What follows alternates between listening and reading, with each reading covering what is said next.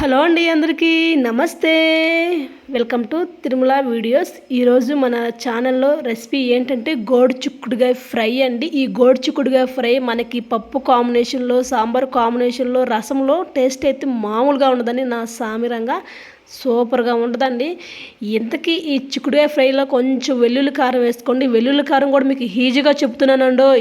మిక్సీతో పని లేకుండా మనం అప్పటికప్పుడు వెల్లుల్లి కారంతో చేసుకోండి, టేస్ట్ అదిరిపోద్ది. ఇంతకీ వెల్లుల్లి కారం ఎలా చేసుకోవాలి, చిక్కుడుకాయ ఫ్రై ఎలా చేయాలో వీడియోలో తెలుసుకుందాం. నేనైతే చిక్కుడుకాయలు అయితే 1/2 కేజీ తీసుకొని అలా చిన్న చిన్న ముక్కలుగా కట్ చేసుకున్నాను.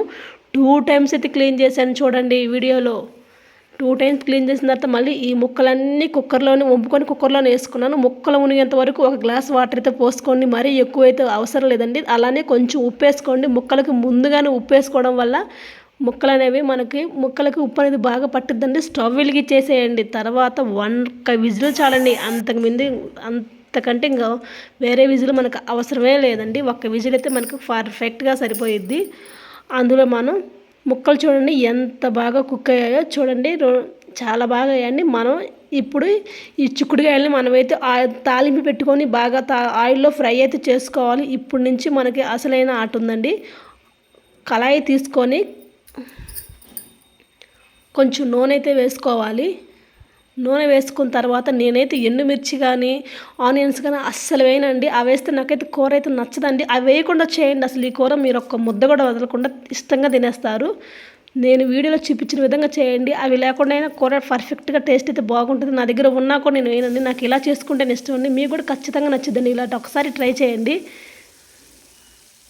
తర్వాత మనం దాంట్లో మినపప్పు, నేనైతే జీలకర్ర, కరివేపాకు వేసుకున్నాను. ఆయిల్ అయితే ఇంకేం వేయలేదు. తర్వాత ఉడకబెట్టుకున్న చిక్కుడుకాయ ముక్కలు కూడా వేసుకున్నాను. అన్నీ ఒకసారి కలిసే విధంగా కలుపుకున్నాను.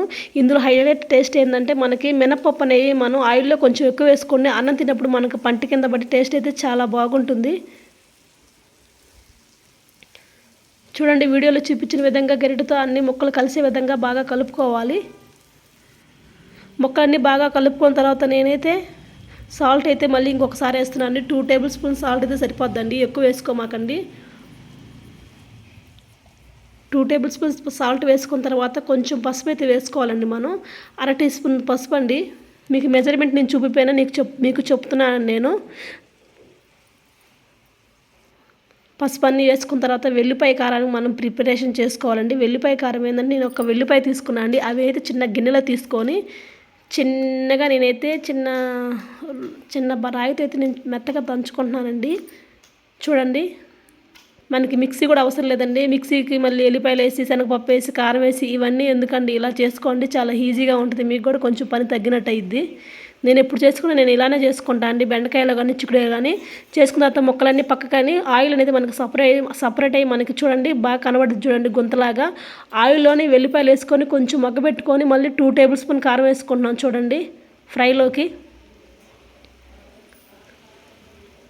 ఆయిల్లో అలా వేసుకోవాలండి. మనం ముక్కలన్నీ సపరేట్ చేసి వీడియోలో చూపించిన విధంగా చేయండి. టేస్ట్ నిజంగా చాలా అంటే చాలా బాగుంటుందండి. మీరే మంచి కామెంట్స్ కూడా పెడతారండి. మీరు చెప్పించింది చాలా ఈజీగా ఉంది. మీరు చెప్పినదే నేను ఫాలో అవుతున్నాను కుకింగ్లో. చాలా బాగా వచ్చింది. కర్రీ కూడా చాలా బాగుందని మీరే ఖచ్చితంగా చెప్తారండి. నేనైతే 2 టేబుల్ స్పూన్ కారం అయితే వేసుకున్నాను అండి. 2 టేబుల్ స్పూన్ కారం వేసుకున్న తర్వాత మళ్ళీ ముక్కలన్నీ కలిసే విధంగా బాగా కలుపుకోవాలండి. కారం అంతా ముక్కలకి అన్నిటికీ పట్టాలి కాబట్టి బాగా కలుపుకోవాలి ముక్కలు కలిసే విధంగా. మీలో ఎంతమందికి చిక్కుడుకాయ ఫ్రై అంటే ఇష్టమో కామెంట్ బాక్స్లో కామెంట్ చేయండి. నాకైతే కూరలన్నింటిలో బంగాళదుంప ఫ్రై, చిక్కుడుకాయ ఫ్రై అంటే చాలా ఇష్టం అండి. నాకు చిన్నప్పటి నుంచి ఈ ఫ్రై అన్నా చాలా ఇష్టం. నేను బాగా ఇష్టంగానే తింటానండి.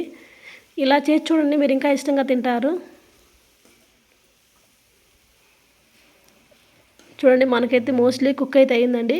మనకైతే చిక్కుడుకాయ ఫ్రై అయితే వేడిగా ఎంతో స్పైసీగా ఎంతో టేస్టీగా మనకైతే చిక్కుడుకాయ కారం అనేది రెడీ అయిందండి.